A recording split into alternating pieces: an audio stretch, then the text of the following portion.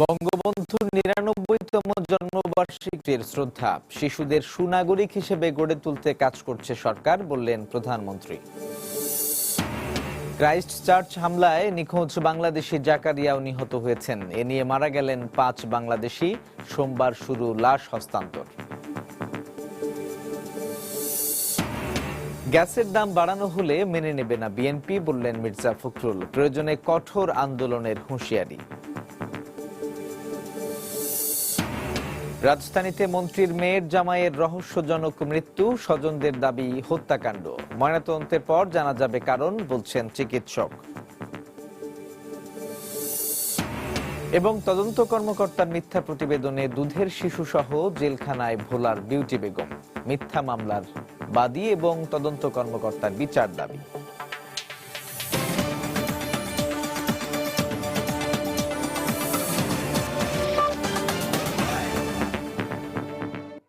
প্রবাসের সময় সঙ্গে আছি সাজিদ রাজু।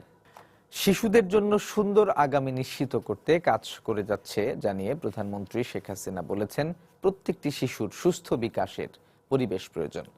জাতির পিতার ৯৯তম জন্মবার্ষিকী উপলক্ষে রোববার দুপুরে টুঙ্গিপাড়ায় আয়োজিত শিশু সমাবেশে বক্তব্য রাখেন তিনি। এর আগে জাতির পিতার সমাধিতে শ্রদ্ধা জানান রাষ্ট্রপতি মোহাম্মদ আব্দুল হামিদ ও প্রধানমন্ত্রী শেখ হাসিনা। সালাউদ্দিন লিয়ার ক্যামেরায় টুঙ্গিপাড়া থেকে আরো জানাচ্ছেন দেবাশিস রায়। মধুমতি পাড়ের এই শান্ত স্নিগ্ধ টুঙ্গিপাড়াতেই জন্মেছিলেন খোকা থেকে বঙ্গবন্ধু হয়ে ওঠা জাতির পিতা শেখ মুজিবুর রহমান। ৯৯ বছর আগে জন্ম নেয়া এদেশের নিপীড়িত নির্যাতিত মানুষের মুক্তির দিশারি শুয়ে আছেন এই মাটিতেই। জাতির পিতার ৯৯তম জন্মবার্ষিকীতে তার সমাধিসৌধে শ্রদ্ধা জানান রাষ্ট্রপতি ও প্রধানমন্ত্রী। গার্ড অব অনারে জানানো হয় সশস্ত্র সালাম। পরে আওয়ামী লীগের কেন্দ্রীয় নেতাদের পাশে নিয়ে দলীয় প্রধান হিসেবেও শ্রদ্ধা জানান বঙ্গবন্ধু কন্যা শেখ হাসিনা। মন্ত্রিসভার সদস্য, ৩ বাহিনী প্রধান সহ উপস্থিত সবাই মোনাজাত করেন দেশের শান্তি কামনায়। শোষণ আর পরাধীনতার শৃঙ্খল ভেঙে জাতিকে গ্লানিমুক্ত করে সাম্য, গণতন্ত্র আর শান্তির নিশ্চয়তায় যিনি প্রতিষ্ঠা করে গেছেন স্বাধীন সার্বভৌম সোনার বাংলা, তিনি জাতির পিতা বঙ্গবন্ধু। বাংলাদেশের রাজনৈতিক ইতিহাসের চিরভাস্বর এই মহানায়ককে শুধু জন্মবার্ষিকীতেই নয়, শ্রদ্ধায় আর নৈবেদ্যে জাতি তাকে স্মরণ করবে প্রতিদিন, প্রতিক্ষণ। এরপর সমাধি চত্বরেই জাতীয় শিশু দিবস উপলক্ষে আয়োজিত সমাবেশে যোগ দেন প্রধানমন্ত্রী। উন্মোচন করেন গোপালগঞ্জ জেলা ব্র্যান্ডিং এর লোগো, অসচ্ছল পরিবারের হাতে তুলে দেন সেলাই মেশিন। অনুষ্ঠানে প্রধানমন্ত্রী জাতির পিতার জীবনাদর্শ তুলে ধরে বলেন, ২০২০ থেকে ২০২১ সাল পর্যন্ত পালন করা হবে মুজিব বর্ষ হিসেবে। জানান, শিশুদের সুস্থ বিকাশে সরকার নানা মাত্রার পদক্ষেপ বাস্তবায়ন করছে। শিশুদের শিক্ষা, খেলাধুলা, শরীরচর্চা, সাংস্কৃতিক চর্চা সর্বদিকে যেন তাদের পারদর্শিতা গড়ে ওঠে, সেদিকে আমরা বিশেষভাবে দৃষ্টি দিয়েছি। এবং ডিজিটাল বাংলাদেশ গড়ে তুলে আধুনিক প্রযুক্তি, কম্পিউটার শিক্ষা, মাল্টিমিডিয়া ক্লাসরুম, কম্পিউটার ল্যাব আমরা তৈরি করে দিচ্ছি। জাতির পিতার দূরদর্শী নেতৃত্বের প্রসঙ্গ ধরে শেখ হাসিনা জানান, জাতিসংঘের ১৫ বছর আগেই শিশু অধিকার আইন প্রণয়ন করেছিলেন বঙ্গবন্ধু। ১৯৭৪ সালে জাতির পিতা এই বাংলাদেশে শিশু আইন প্রণয়ন করেন, এমনকি তখনও জাতিসংঘ শিশু আইন করে নাই। কত দূরদর্শিতা ছিল তার সেই নেতৃত্বে। পরে জন্মবার্ষিকী উপলক্ষে কাব্য, নৃত্যগীতি ও ক্ষুদে শিক্ষার্থীদের সাংস্কৃতিক পরিবেশনা উপভোগ করেন প্রধানমন্ত্রী। দেবাশিস রায়, সময় সংবাদ, টুঙ্গিপাড়া, গোপালগঞ্জ। এর আগে রোববার সকালে ধানমন্ডিতে বঙ্গবন্ধুর প্রতিকৃতিতে শ্রদ্ধা জানান প্রধানমন্ত্রী শেখ হাসিনা। ধানমন্ডি ৩২ নম্বরে প্রথম সরকার প্রধান হিসেবে এবং পরে আওয়ামী লীগ সভাপতি হিসেবে ফুল দেন শেখ হাসিনা। এ সময় আওয়ামী লীগের জ্যেষ্ঠ নেতারা উপস্থিত ছিলেন। দলের সর্বস্তরের নেতাকর্মীরাও বঙ্গবন্ধুর প্রতিকৃতিতে শ্রদ্ধা জানান। পরে আওয়ামী লীগের যুগ্ম সাধারণ সম্পাদক মাহবুবুল আলম হানিফ জানান, আন্তর্জাতিকভাবে বঙ্গবন্ধুর জন্মবার্ষিকী পালনের প্রস্তুতি চলছে।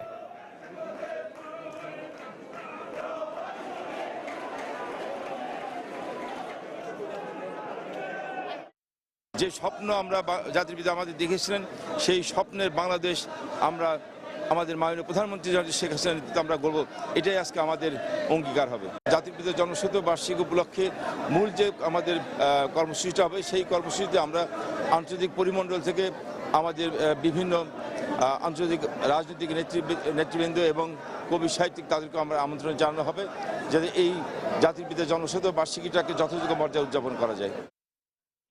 এবার নিউজিল্যান্ডে সন্ত্রাসী হামলার খবর। ক্রাইস্ট চার্চ হামলায় নিখোঁজ বাংলাদেশি জাকারিয়াও মারা গেছেন।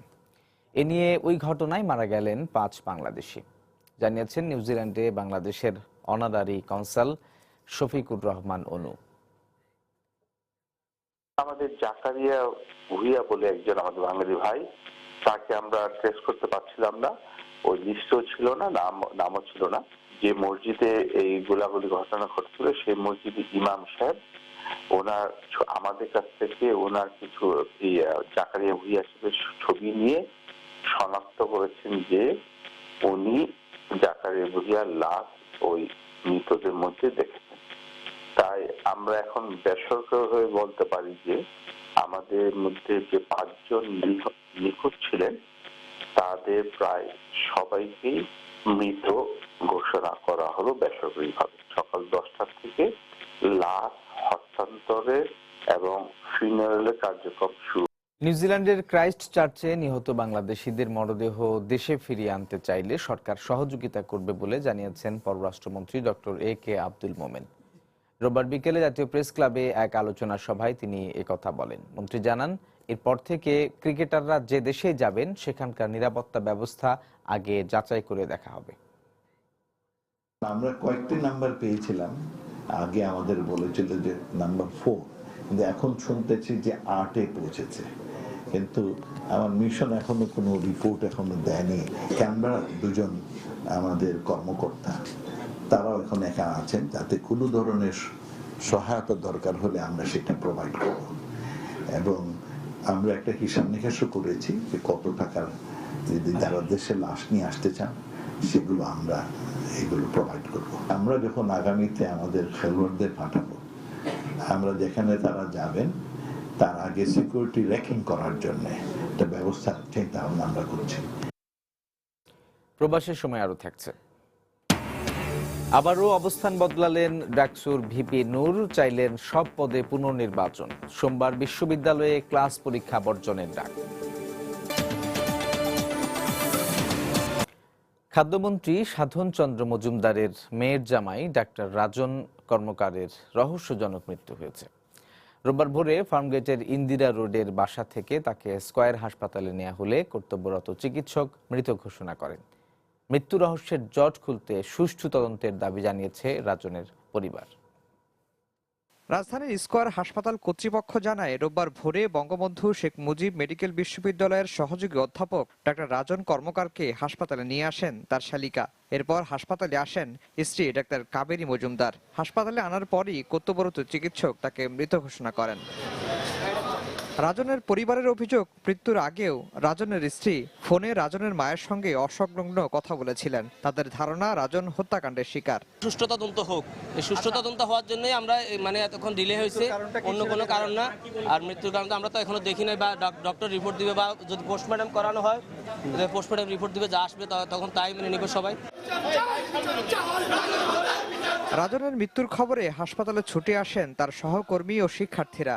মৃত্যু রহস্যের জট খুলতে ময়নাতদন্ত করার দাবি জানান তারা। খবর পেয়ে ছুটে এসেছি স্কয়ার হাসপাতালে এবং আমার দীর্ঘক্ষণ আমরা কাটিয়েছি। আমাদের কাছে এটা সুস্পষ্টভাবে অনুমান হচ্ছে যে এটা কোনো সাধারণ মৃত্যু নয়, এটা অপমৃত্যু। তার হার্ট অ্যাটাকে মারা যাওয়ার ব্যাপারটা আমাদের কাছে অবিশ্বাস্য মনে হচ্ছে।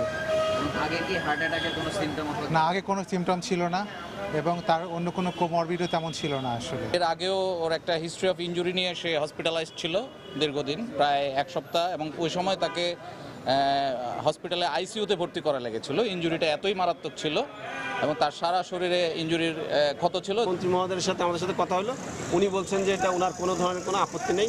রাজন কর্মকার বঙ্গবন্ধু শেখ মুজিব মেডিকেল বিশ্ববিদ্যালয়ের ডেন্টাল বিভাগের সহযোগী অধ্যাপক। তার স্ত্রী কাবেরী মজুমদারও একই হাসপাতালের সার্জারি বিভাগের সহযোগী অধ্যাপক। তিনি খাদ্যমন্ত্রী সাধন চন্দ্র মজুমদারের মেয়ে।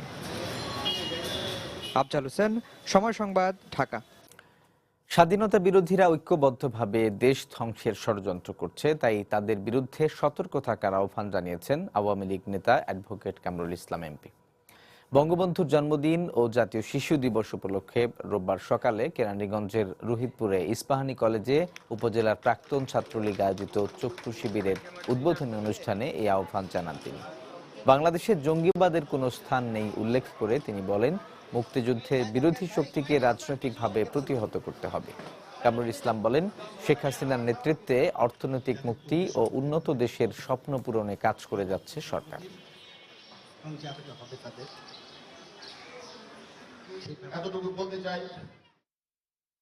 বাংলাদেশ মুক্তিযোদ্ধাদের বাংলাদেশ, বাংলাদেশ অসাম্প্রদায়িক বাংলাদেশ, অসাম্প্রদায়িক চেতনা যারা লালন করে তাদেরই বাংলাদেশ। বাংলাদেশে জঙ্গিবাদের কোনো স্থান নেই, বাংলাদেশে সন্ত্রাসের কোনো স্থান নেই, বাংলাদেশে মাদকের কোনো স্থান নেই, বাংলাদেশে সাম্প্রদায়িক অপশক্তির কোনো স্থান নেই। জাতির জনক বঙ্গবন্ধুর বাংলাদেশ, এই বাংলাদেশে কোনো অবস্থাতেই মুক্তিযুদ্ধের বিরোধী শক্তি রাজনৈতিকভাবে তাদেরকে পরাস্ত করতে হবে, তাদেরকে বিতাড়িত করতে হবে রাজনীতি থেকে। বাংলাদেশের শাসন ক্ষমতায় থাকবে মুক্তিযুদ্ধের পক্ষের শক্তি, বাংলাদেশের রাজনীতিতে বিরোধিতা থাকবে মুক্তিযুদ্ধের পক্ষের শক্তি। এই অবস্থা আমাদের ফিরিয়ে আনতে হবে। গ্যাসের দাম বাড়লে বিএনপি কখনোই মেনে নেবে না জানিয়ে দলটির মহাসচিব মির্জা ফখরুল ইসলাম আলমগীর হুঁশিয়ার করে বলেছেন, মূল্য বাড়ানো হলে আন্দোলনে যাবে তারা। রোববার সকালে নয়াপল্টনে দলের কেন্দ্রীয় কার্যালয়ে যৌথ সভা শেষে সংবাদ সম্মেলনে এই কথা বলেন তিনি। গ্যাসের দাম বাড়ানোটাকে, মূল্য বৃদ্ধিটাকে আমরা কখনোই মেনে নেব না, ওই দেশের মানুষও মেনে নেবে না। আমরা এর বিরুদ্ধে আমাদের যতটুকু করা সম্ভব আমরা প্রতিবাদ করব। সঠিক চিত্রটাই তো বেরিয়ে এসছে। শুধু মার্কিন যুক্তরাষ্ট্রের আপনার স্টেট ডিপার্টমেন্টের মানবাধিকার যে সেল আছে তাদের রিপোর্ট এটা শুধু নয়, আপনি দেখবেন যে ইন্টারন্যাশনাল মিডিয়া যে নির্বাচন হয়নি সেটা খুব পরিষ্কার করে তারা বলেছে যে এই নির্বাচনের মধ্যে জনগণের যে ইচ্ছার প্রতিফলন, তাদের মতামতের প্রতিফলন হয়নি এবং ভোটই দিতে পারেনি, সব তুলে ধরেছে তারা বিভিন্ন চিত্রগুলো। আবারও অবস্থান বদলালেন ডাকসুর নবনির্বাচিত ভিপি নুরুল হক নূর। এবার ডাকসুর সব পদে পুনর্নির্বাচনের দাবি জানিয়েছেন তিনি। রোববার বিকেলে ঢাকা বিশ্ববিদ্যালয়ে মধুর ক্যান্টিনে সংবাদ সম্মেলনে নির্বাচনের সময় বিভিন্ন অভিযোগে অভিযুক্ত কর্মকর্তাদের পদত্যাগেরও দাবি জানান নূর। সোমবার 5 দফা দাবিতে বিশ্ববিদ্যালয়ে ক্লাস পরীক্ষা বর্জনেরও ডাক দেন তিনি। আমরা আপনাদের কাছ থেকে আহ্বান জানাবো, সামগ্রিক স্বার্থে আমরা সকলকে নিয়ে আন্দোলনটি করতে চাই এবং আমরা চাই ছাত্রদের অধিকারটা পুনঃপ্রতিষ্ঠিত হোক। কর্মসূচিটি আবার বলছি, ক্লাস পরীক্ষা বর্জন থাকবে এবং সকাল 11টায় রাজু ভাস্কর্যে সমবেত হয়ে আমরা ভিসির কার্যালয়ে অভিমুখে অবস্থান করব। এই নির্বাচনের সাথে সংশ্লিষ্ট সকল কর্মকর্তা যারা বিভিন্ন বিতর্কিত ভূমিকা রেখেছে তাদের পদত্যাগ করে নির্বাচন পুনরায় দিতে হবে, যেখানে অবাধ সুষ্ঠু নিরপেক্ষ নির্বাচন হবে। প্রধানমন্ত্রী নির্বাচনে যারা জয় হয়েছে তাদেরকে ডেকেছেন, তার প্রতি সম্মান শ্রদ্ধাবোধ থেকে আমরা সেখানে গিয়েছি। আমি তার নজরে এটি এনেছি যে এই নির্বাচনে অনিয়ম হয়েছে, ছাত্ররা সেটির সমাধান চাচ্ছে। প্রবাসী সময় আরো থাকছে। বিশ্বের বিভিন্ন দেশে নানা আয়োজনে বঙ্গবন্ধুর ৯৯তম জন্মবার্ষিকী ও জাতীয় শিশু দিবস উদযাপন। দূতাবাসের উদ্যোগে আলোচনা সভা ও চিত্রাঙ্কন প্রতিযোগিতা। অপরাধ না করে জেলে, এমন ঘটনা বেড়ে চলেছে। এবার বিনা অপরাধে কোলের শিশুকে নিয়ে জেল খাটতে হলো ভোলার বোরহানুদ্দিনের বিউটি বেগমকে। গ্রামে জমি নিয়ে দ্বন্দ্বের জেরে স্বামী, শ্বশুর সহ 7 জনের সঙ্গে বিউটি বেগমকেও আসামি করে এক প্রতিবেশী। ঘটনাস্থল দেখানো হয় ঢাকার লালবাগ। তদন্ত কর্মকর্তার মিথ্যা প্রতিবেদনের কারণে কোলের শিশুকে নিয়ে জেলের সীমাহীন দুর্ভোগ পোহাতে হয় বিউটি বেগমকে। তিনি বিচার চান মিথ্যা মামলার বাদী ও তদন্তকারী কর্মকর্তার। বিচার কি মিলবে? বিস্তারিত সাদিকুর রহমানের রিপোর্টে। গ্রামের সহজ সরল পরিবেশে বেড়ে ওঠা নারী বিউটি বেগম। আইনের মারপ্যাচ সম্পর্কে তার নেই কোনো ধারণা, তবুও ভাগ্যের নির্মম পরিহাস তাকে নিয়ে আসে 4 দেয়ালের বদ্ধ কারাগারে। আদালতের আদেশে জামিন পেয়ে মুক্ত হলেও মিথ্যা মামলার দংশন যেন আর সইতে পারছেন না নিরপরাধ শিশুর মা বিউটি বেগম। জমির ব্যাপারে আমি কিছু জানি না, আমি আমাকে বাড়িতে আসছিলাম, বিকালে গেছি, রাত্রের 2টা বাজে পুলিশ যে আমাকে ধরে লইছে। 3 বছরকার বাচ্চা শুদ্ধ আমার আনছে, আমি এটার বিচারছি আমার কেন আনছে। একই মামলায় আটক বিউটি বেগমের স্বামী হারুন জামিন পেয়ে সময় সংবাদকে জানান, হয়রানি করতেই ঢাকার একটি ঠিকানা ব্যবহার করে তাদের বিরুদ্ধে মামলা করে তাদের প্রতিবেশী। ফ্যামিলিতে যে কজন লোক আছে সবার নামে মামলা দিয়া হয়রানি করতেছে এবং এই পর্যন্ত 6টা মামলা দিছে। আমরা ঢাকা কোথাও থাকিও না, আর এই বিষয়ে জানি না। রাত্রে আমাদের বাসায় যায় ঘরের দরজা ভাঙ্গিয়া ও সহকারে আমাদের জোরপূর্বক নিয়েছে। আমার 3 বছরের একটা বাচ্চা সহকারে থানায় আছে, তার থেকে কোর্টে জেলখানে রাখছে, এর আজকে এনে আছে বাচ্চা। মারধরের অভিযোগ এনে গত বছরের 4 আগস্ট করা মামলায় ঘটনাস্থল দেখানো হয় রাজধানীর লালবাগ রোডের 165 নম্বর বাসার সামনের রাস্তায়। এছাড়া আসামিদের ঠিকানা দেখানো হয় রাজধানীর নবাবগঞ্জ বাজারের পাশে 202 নম্বর বাসায়। তদন্ত কর্মকর্তা লালবাগ থানার এসআই গোলাম রব্বানির দেয়া তদন্ত প্রতিবেদনে উল্লেখিত বাদী, আসামি ও ঘটনাস্থলের ঠিকানায় গিয়ে দেখা যায় এটি অন্য মানুষের ঠিকানা।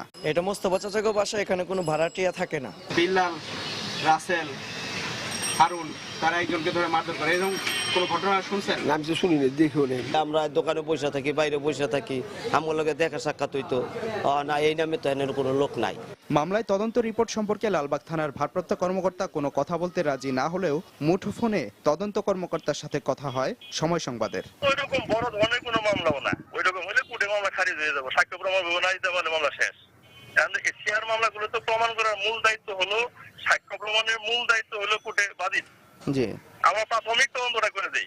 ভুয়া ঠিকানা ব্যবহার করে মামলা দেয়া এবং ভুল তদন্তের ফলে নিরীহ মানুষকে হয়রানির বিরুদ্ধে ব্যবস্থা নেওয়া প্রয়োজন বলে মনে করেন ঢাকা আইনজীবী সমিতির সাধারণ সম্পাদক। কিছু প্রভাবশালী মহল ভুয়া ঠিকানা ব্যবহার করে বিজ্ঞ আদালতে এসে মামলা করে, আদালত সেটা ঘটনা ন্যায় বিচারের সাথে আদালত সেটা তদন্তে পাঠায়, কিন্তু এখান পুলিশ ওই রকম বাদীদের সাথে যোগসাজশ করে এই সমস্ত মামলার প্রতিবেদন দেয়, তখন আদালত পুলিশের প্রতিবেদনের ভিত্তিতে এটা কগনিজেন্স নিয়ে যায়। এই সমস্ত ঘটনার সাথে যারা করে তাদের বিচার হওয়া উচিত।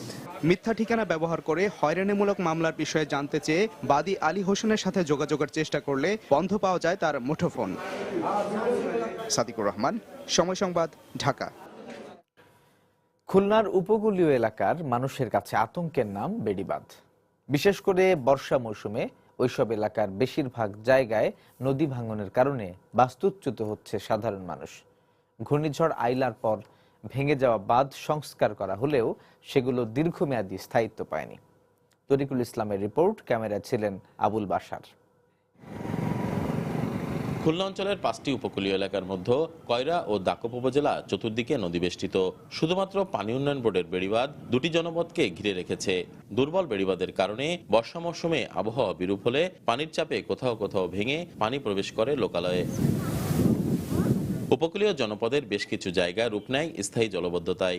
এসব কারণে ধীরে ধীরে বাস্তুচ্যুতির ঘটনা যেমন বাড়ছে, তেমনি মানুষ হারাচ্ছে কাজের সুযোগ। এলাকাবাসীর দাবি, পানি উন্নয়ন বোর্ডের সঠিক তদারকির অভাব এবং ঠিকাদারদের নিম্নমানের কাজের কারণে পর্যাপ্ত অর্থ বরাদ্দ সত্ত্বেও বাঁধগুলো টেকসই রূপ পাচ্ছে না। রাস্তাঘাট দেয় না ভালো করে, তার জন্য নদী ভাঙন হয়।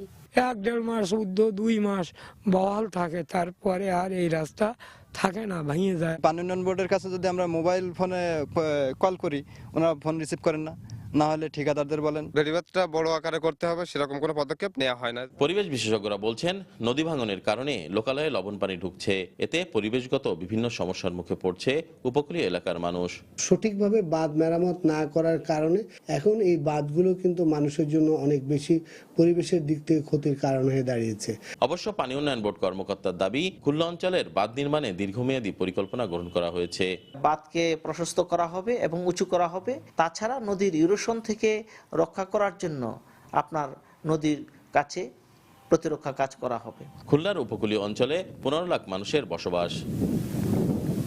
পানি উন্নয়ন বোর্ডের তথ্য অনুযায়ী খুলনা উপকূলে প্রায় 700 কিলোমিটার বেড়িবাঁধ রয়েছে, যার অর্ধেকেরও বেশি ঝুঁকিপূর্ণ। দুর্বল এই বেড়িবাঁধের কারণে প্রায় নদী ভাঙনের কবলে পড়ে গৃহহীন হচ্ছে এখানকার সাধারণ মানুষ, সংকুচিত হচ্ছে কর্মসংস্থান। অবিলম্বে এসব এলাকায় টেকসই বেড়িবাঁধ নির্মাণের দাবি জানিয়েছেন খুলনা উপকূলবাসী। তরিকুল ইসলাম, সময় সংবাদ, খুলনা। সাংবাদিক ও ভাওয়াইয়া গানের শিল্পী শফিউল আলম রাজার মরদেহ উদ্ধার করা হয়েছে। দুপুরে রাজধানীর পল্লবী এলাকায় তার ভাড়া বাসা ও গানের প্রতিষ্ঠান কলতান সাংস্কৃতিক একাডেমির একটি কক্ষ থেকে শফিউল আলম রাজার মরদেহ উদ্ধার করা হয়। পুলিশ ও পরিবারের সদস্যদের ধারণা হৃদরোগে আক্রান্ত হয়ে তার মৃত্যু হয়েছে। তারা জানান, দুপুরের দিকে বাড়ির গৃহকর্মী দরজায় ধাক্কাধাক্কি করেও কোনো সাড়া না পেয়ে বাড়ির মালিক ও আশপাশের লোকজনকে খবর দেয়। পরে দরজা ভেঙে তাকে মৃত অবস্থায় পাওয়া যায়। রাতে পল্লবীর মসজিদুল আমান ও ঢাকা রিপোর্টার্স ইউনিটিতে তার 2 দফা জানাজা অনুষ্ঠিত হয়। সোমবার তার জন্মস্থান কুড়িগ্রামের চিলমারিতে 3য় দফা জানাজা শেষে পারিবারিক কবরস্থানে সমাহিত করা হবে রাজাকে।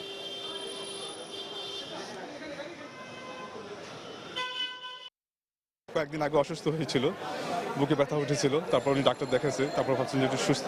ওনার স্বপ্ন ছিল চিলমারিতে উনি একটা স্কুল দেবেন। আমি চেষ্টা করবো ওনার স্বপ্নটাকে বাস্তবায়ন করার জন্য, ওনার ভাই হিসাবে। আমি বাংলাদেশের যে কালচারাল মন্ত্রণালয় আছে তারা যদি হেল্প করে, আমরা হয়তো শফিউল আলম রাজাকে পাবো না, কিন্তু শফিউল আলম রাজার জন্য এই যে আশা বা এই যে আকাঙ্ক্ষাটা ছিল, এটা যেন আমরা এস্টাবলিশ করতে পারি।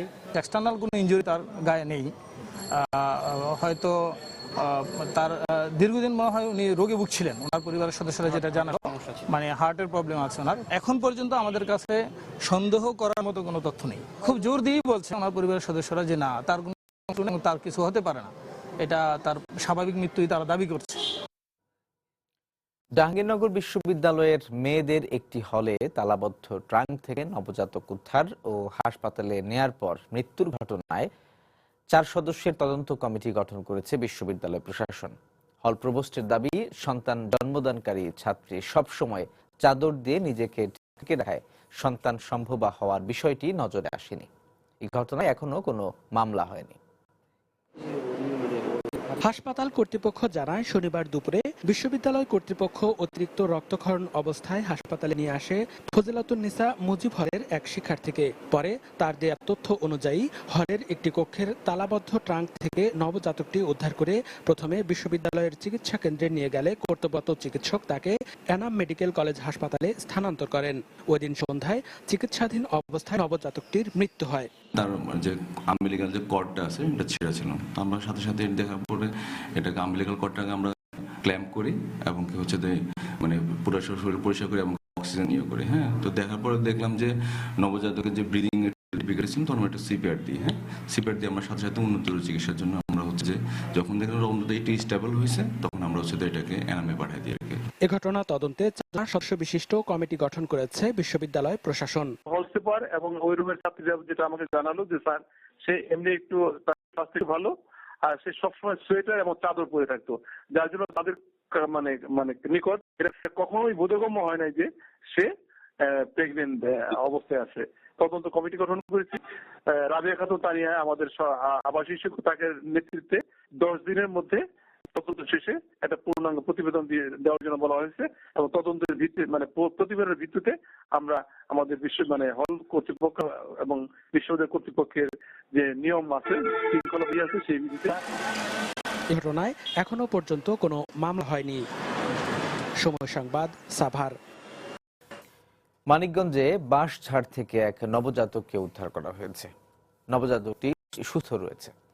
এলাকাবাসী জানান, রোববার ভোরে জেলার দিঘি গ্রামের একটি বাঁশঝাড়ে এক নবজাতকের কান্নার শব্দ শুনতে পান পুষ্প বেগম নামে এক গৃহবধূ। পরে তিনি ঘটনাস্থল থেকে শিশুটিকে উদ্ধার করে বাসায় নিয়ে যান। ছেলে নবজাতকটিকে দেখতে ভিড় করেন এলাকাবাসী।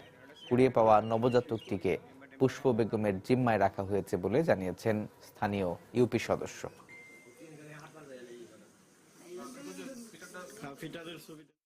ওটা দেখে তো আমাগো মানে মায়া লাগে গেল যে এই বাচ্চাটা কেমনে ফালিয়ে থিয়া গেল। লেখাটা ওইসা করছে আমার যায় বা দেখি নরে দেখে আমার যায় থাপা দিয়ে উঠাইছে, উঠিয়া কুলে নিচ্ছে দেখে ছেলে। আমি আবার কইছি যে আমার তো ছেলে নাই, যে আমি পালামি দে আমি কে কুলে করে আমার যাই নিয়ে আইসে, তারপর আমার যায় আবার আমার কাছে দিছে। অনেক দূর থেকে আমরা আসছি বাচ্চারে দেখার জন্য।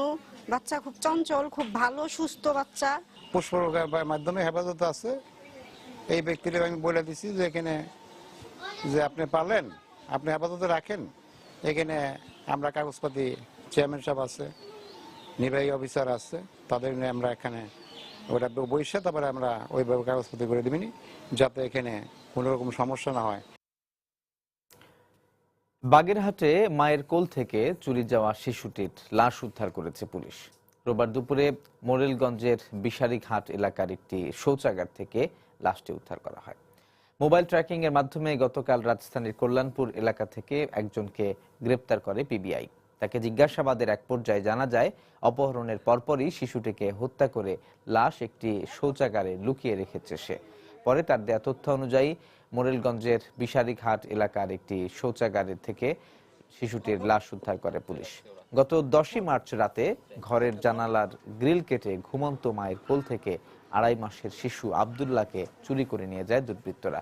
পরদিন শিশুর বাবা সোহানের মোবাইলে 10 লাখ টাকা মুক্তিপণ দাবি করা হয়। এই ঘটনায় মোরেলগঞ্জ থানায় অজ্ঞাতদের আসামি করে মামলা করে পরিবার। এ পর্যন্ত 6 জনকে গ্রেপ্তার করেছে পুলিশ। আসামির কাছ থেকে আমরা জানতে পারি যে রাত 4টার সময়, 11ই মার্চ রাত 4টার সময় সে যখন বাচ্চাটাকে নিয়ে বাচ্চার বাসা থেকে যাচ্ছিল এই রাস্তা দিয়ে, তখনই বাচ্চাটা কাঁদছিল, এই জন্য তার মেরে ফেলে, তাদের মানে যাতে কেউ না জানতে পারে। বাচ্চাটাকে মেরে ফেলে এই রাস্তার পাশে একটা টয়লেটের ভেতরে, টয়লেটের স্ল্যাব উঠিয়ে তার ভেতরে গামছা পেঁচিয়ে তার ভিতরে ফেলে রেখে চলে যায়। বাগেরহাটের রামপালে নির্মাণাধীন কয়লা ভিত্তিক তাপবিদ্যুৎ কেন্দ্রে রডবাহী ক্রেন ছিঁড়ে 2 নির্মাণ শ্রমিকের মৃত্যু হয়েছে। প্রত্যক্ষদর্শীরা জানান, শনিবার সন্ধ্যায় নির্মাণাধীন ওই বিদ্যুৎ কেন্দ্রে কাজ করছিলেন শ্রমিকরা। এক পর্যায়ে ক্রেন দিয়ে রড উপরে তোলার সময় হঠাৎ করে ছিঁড়ে নির্মাণ শ্রমিকদের উপর পড়ে। এ সময় স্থানীয়রা তাদের উদ্ধার করে খুলনা মেডিকেলে নিয়ে গেলে কর্তব্যরত চিকিৎসক নাসির হোসেন ও মোহাম্মদ আসাদুর রহমান নামে 2 জনকে মৃত ঘোষণা করেন। রোববার দুপুরে লাশ পরিবারের কাছে হস্তান্তর করা হয়। হতাহতদের প্রত্যেক পরিবারকে যথাযথ ক্ষতিপূরণ দেওয়া হবে বলে জানিয়েছে কর্তৃপক্ষ।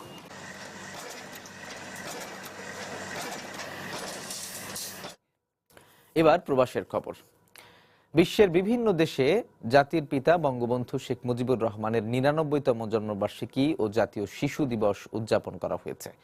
রোববার সকালে পশ্চিমবঙ্গের বেকার হোস্টেলে বঙ্গবন্ধুর আবক্ষ মূর্তিতে পুষ্পমাল্য অর্পণ করে কলকাতা উপদূতাবাস। এছাড়া আলোচনা সভা ও চিত্রাঙ্কন প্রতিযোগিতা অনুষ্ঠিত হয়েছে দুবাই, কুয়েত, সৌদি আরব সহ অনেক দেশে। প্রতিনিধিদের পাঠানো তথ্য ও ছবি নিয়ে রিপোর্ট। কলকাতায় যথাযোগ্য মর্যাদায় জাতির জনক বঙ্গবন্ধু শেখ মুজিবুর রহমানের 99তম জন্মদিন উদযাপন করা হয়। রোববার সকালে বাংলাদেশ উপ হাই কমিশনের উদ্যোগে জাতির জনকের আবক্ষ মূর্তিতে পুষ্পমাল্য অর্পণ করা হয়। পরে বেকার হোস্টেলে বঙ্গবন্ধুর স্মৃতিকক্ষে আয়োজিত স্মরণ সভায় উপস্থিত ছিলেন উপ হাই কমিশনার তৌফিক হাসান সহ উপদূতাবাসের কর্মকর্তারা। শ্রদ্ধা জানান কলকাতায় অধ্যয়নরত বাংলাদেশি শিক্ষার্থীরাও। আজকের দিনটি উপলক্ষে বাংলাদেশ সহ পৃথিবীর সব শিশুদেরকে আন্তরিক শুভেচ্ছা এবং অভিনন্দন জানাচ্ছি। বঙ্গবন্ধুর উপরে একটি প্রামাণ্য চিত্র প্রদর্শনী এবং বঙ্গবন্ধু এবং মুক্তিযুদ্ধের উপর স্থির চিত্র প্রদর্শনী, এভাবে আমরা এবারের জন্ম উৎসব পালন করছি।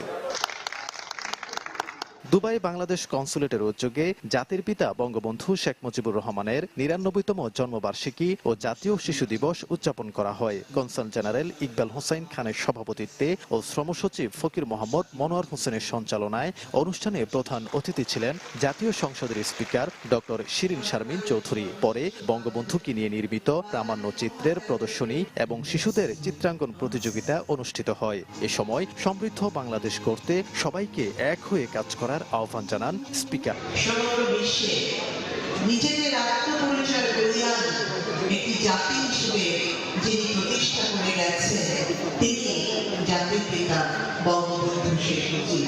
সবসময় তার জীবনের লক্ষ্য এবং লক্ষ্য ছিল দুঃখী মানুষের মুখে হাসি ফোটানো, এবং সেই কাজ অসমাপ্ত সেই কাজটি করে যাচ্ছেন তার কন্যা বঙ্গবন্ধু কন্যা প্রধানমন্ত্রী শেখ হাসিনা। সৌদি আরবের রিয়াদে যথাযথ মর্যাদা ও আনন্দ উৎসবের মধ্য দিয়ে জাতির পিতা বঙ্গবন্ধু শেখ মুজিবুর রহমানের 99তম জন্মবার্ষিকী ও জাতীয় শিশু দিবস উদযাপন করা হয়েছে। দূতাবাসের কর্মকর্তারা জাতির পিতার প্রতিকৃতিতে ফুল দিয়ে শ্রদ্ধা জানান। দূতাবাস অডিটোরিয়ামে আয়োজিত আলোচনা সভায় জাতির জনকের জীবনী অনুসরণের জন্য সবার প্রতি আহ্বান জানান রাষ্ট্রদূত গোলাম মসিহ।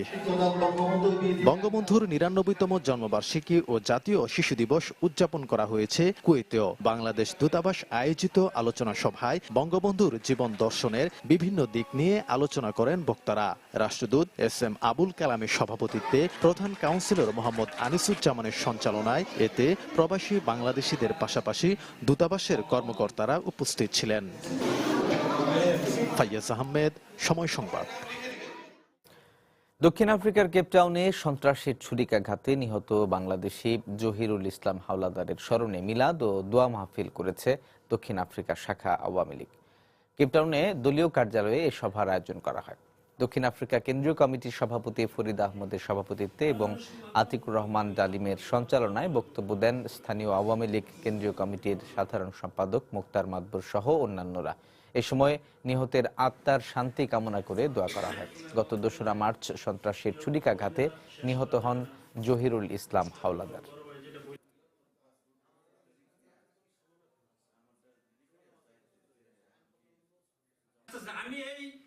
চালু হতে যাচ্ছে আরো 2টি মৎস্য অবতরণ কেন্দ্র। এতে একদিকে মৎস্যজীবীরা পাবেন মাছ বেচা কেনার উপযুক্ত পরিবেশ, অন্যদিকে সরকার পাবে কোটি কোটি টাকার রাজস্ব। বিস্তারিত জানাচ্ছেন এম এ আজিম, ক্যামেরায় ছিলেন রিপন মালি। সমুদ্র কাছে হওয়ায় মাছ ধরার মৌসুম না হলেও সমুদ্রগামী মাছ ধরা ট্রলারের ভিড় থাকে সারা বছর শিববাড়িয়া খালটির দুপাশে।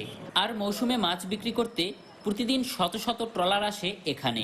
তাই একটি নয়, খালটির দুপাশে 2টি মৎস্য অবতরণ কেন্দ্র নির্মাণ করছে মৎস্য উন্নয়ন কর্পোরেশন বিএফডিসি। এতে করে সমুদ্র থেকে ধরা মাছ নিয়ে জেলেদের ঘুরতে হবে না বিভিন্ন আড়ত বা পাইকারদের কাছে। সব আড়তদার ও পাইকাররা থাকবেন একই ছাদের নিচে। চালু হলে আপনার বরিশালের ঢাকার পশ্চিম এলাকার পাঠিয়ে যাবে। কেন্দ্রটা হইলে যে পাইকার বেশি থাকবে, আমাদের মাছ আরো বেশি দামে বিক্রি করতে পারবো আমরা। সব আরদের পাইকার পত্র সব একখানে পাওয়া যাবে, বেচা কিনার ডাক ভালো হইবে। তবে আড়তদাররা বলছেন ভিন্ন কথা। তাদের মতে রাজস্ব আদায় করা হলে এখান থেকে মুখ ফিরিয়ে নেবে জেলেরা। টোল ছাড়া বিক্রি করে, তারা তো হঠাৎ করে বিক্রি করতে চাইবে না, আর বিক্রি করলে তারা টোল ধরলে তারা তো উচ্ছৃঙ্খল করবে, তারা টোলও দিতে চাইবে না। তারপর তো এটা আমাদের ব্যবসা অনেক সময় বন্ধ হয়ে যাইতে পারে। যখন বিএফডি চালু হবে তখন আর কি আমাদের এই আলিপুর বহিপুর বেচবে না। নির্মাণাধীন অবতরণ কেন্দ্র দুটিতে ট্রলার ভেড়ার জন্য পল্টুন, 2টি করে মাছ বিক্রি ও 1টি করে মাছ প্যাকেট করার জন্য টলঘরের নির্মাণ কাজ ইতিমধ্যে সম্পন্ন হয়েছে। এখন শুধু বাকি অফিস, কোয়ার্টার ভবন ও রাস্তা নির্মাণ কাজ। আগামী মৌসুমেই অবতরণ কেন্দ্র দুটি চালু করা যাবে বলে জানালেন এই কর্মকর্তা। আমরা গাঁথনি শুরু করছি, আপনার অফিসের জন্য হয়তো আমরা 2-1 দিনের ভিতরে শুরু করব, আর ইনশাল্লাহ 1 সপ্তাহের ভিতরে আমাদের গাঁথনি প্রায় কাজ শেষ হয়ে যাবে। কর্তৃপক্ষ সবাই আগ্রহী আর কি, আমরা আশাবাদী এবছর আমরা কার্যক্রম শুরু করবো আর কি। পার্শ্ববর্তী জেলা বরগুনার পাথরঘাটা মৎস্য অবতরণ কেন্দ্র থেকে প্রতি বছর প্রায় 2 কোটি টাকার রাজস্ব আদায় করে সরকার। তবে এখানে আরো বেশি ট্রলার আসায় 7 থেকে 8 কোটি টাকা রাজস্ব আদায় হবে বলে ধারণা করা হচ্ছে। এম এ আজিম, সময় সংবাদ, পটুয়াখালী।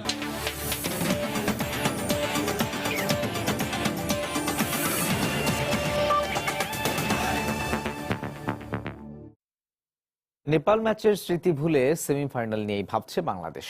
কঠিন হলেও সেমিফাইনাল জিততে দৃঢ় প্রতিজ্ঞ লাল সবুজ প্রতিনিধিরা।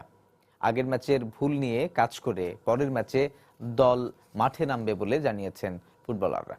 নেপালের বিরাটনগর থেকে রতন মজুমদারের ক্যামেরায় বিস্তারিত জানাচ্ছেন নোমান আব্দুল্লাহ। ম্যাচ খেলে ক্লান্ত বাংলাদেশ, ম্যাচ হেরে হতাশাগ্রস্ত। এদিন তাই হালকা স্ট্রেচিং, সবচেয়ে জরুরি মনোবল ফেরানো। তাই অনুশীলনের চেয়ে গেম প্ল্যানেই বেশি মনোযোগী সবাই। এদিন টিম হোটেল ছেড়ে বেরোয়নি কেউ, হোটেলেই হালকা হাঁটাচলা আর সুইমিং এ কাটিয়েছেন সবাই। কোচ কিংবা ফুটবলাররা বলছেন পরের ম্যাচের দিকে তাকিয়ে সবাই। তারপরও ঘুরে ফিরে আসে নেপালের বিপক্ষে ম্যাচে হারের কথা, চলছে কাটা ছেড়াও। গতকালকে আমাদের ছোটখাটো মিস্টেকের কারণে আমরা গোল খেয়েছি, তো আমরা আমাদের আরো অভিজ্ঞতা হয়েছে ওদের সাথে খেলে। আমরা পরবর্তী ম্যাচ ওই ভুল ত্রুটিগুলো শুধরায় আমরা পরবর্তীতে আরো ভালো খেলার চেষ্টা করব। প্রথম 30 মিনিটের পর দেখবেন মেয়েরা ম্যাচে ফিরেছে। বাতাস আমাদের পক্ষে ছিল না, বয়সে আমরা পিছিয়ে ছিলাম, সবকিছু মিলিয়ে আসলে দিনটা আমাদের ছিল না। সেমিফাইনালের প্রতিপক্ষ ভারত, সাফে যারা আগে কখনোই হারেনি, তাদেরকেই এবার হারাতে চায় বাংলাদেশ। স্ট্র্যাটেজিক ডিরেক্টর বলছেন ভারতকে হারানোর সামর্থ্য আছে মেয়েদের। আমার মনে হয় এবারের আসরের সবচেয়ে শক্তিশালী প্রতিপক্ষ নেপাল। কৌশলে ওরা ভারতের চেয়েও এগিয়ে। ভারতকে নিয়ে আমরা বেশি কিছু ভাবছি না। আমাদের দলে বেশ কিছু দারুণ ফুটবলার আছে, ওদেরকে হারানোর মতো সামর্থ্য আমাদের মেয়েদের আছে। আমাদের যেহেতু আরো 3 দিন সময় আছে, তো আমরা আজকে আমাদের রিকভারি দিন, অনেকে ব্যথা পাইছে, ওই রিকভারি আজকে করবে। তো কালকে থেকে আমরা প্র্যাকটিসে যাব। তো প্র্যাকটিসে স্যারেরা আমাদের ডিফেন্স নিয়ে কাজ করবে, অ্যাটাক নিয়ে কাজ করবে, মিডফিল্ডার নিয়ে কাজ করবে, সবকিছুতে সব নতুন পরিকল্পনা। সামনে যে ম্যাচ আছে আমাদের ইন্ডিয়ার সাথে, ওই ম্যাচে আরো এফোর্ট দিয়ে খেলার চেষ্টা করব। ফুটবলাররা সারাদিন হোটেল ছেড়ে বের না হলেও বের হয়েছে টিম ম্যানেজমেন্ট। স্টেডিয়ামে গিয়ে দেখেছে ভারত শ্রীলঙ্কার ম্যাচ। প্রতিপক্ষের বিপক্ষে ছক কষে পরিকল্পিত ফুটবল খেলতে চায় মেয়েরা। নোমান আব্দুল্লাহ, সময় সংবাদ, বিরাটনগর, নেপাল। এ পর্যায়ে শীর্ষ সংবাদ জানিয়ে দিচ্ছি আরো একবার। বঙ্গবন্ধুর ৯৯তম জন্মবার্ষিকীতে টুঙ্গিপাড়ায় রাষ্ট্রপতি ও প্রধানমন্ত্রীর শ্রদ্ধা। শিশুদের সুনাগরিক হিসেবে গড়ে তুলতে কাজ করছে সরকার, বললেন প্রধানমন্ত্রী। ক্রাইস্ট চার্চ হামলায় নিখোঁজ বাংলাদেশি জাকারিয়াও নিহত হয়েছেন। এ নিয়ে মারা গেলেন 5 বাংলাদেশি। সোমবার শুরু লাশ হস্তান্তর।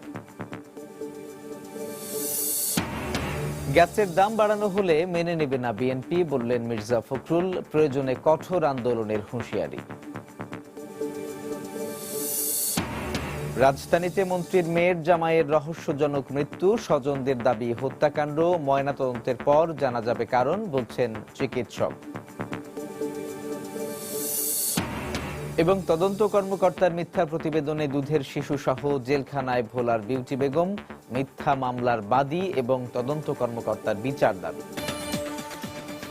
এ ছিল প্রবাসের সময়ে। যে কোনো খবর পেতে ভিজিট করুন সময়নিউজ.টিভি।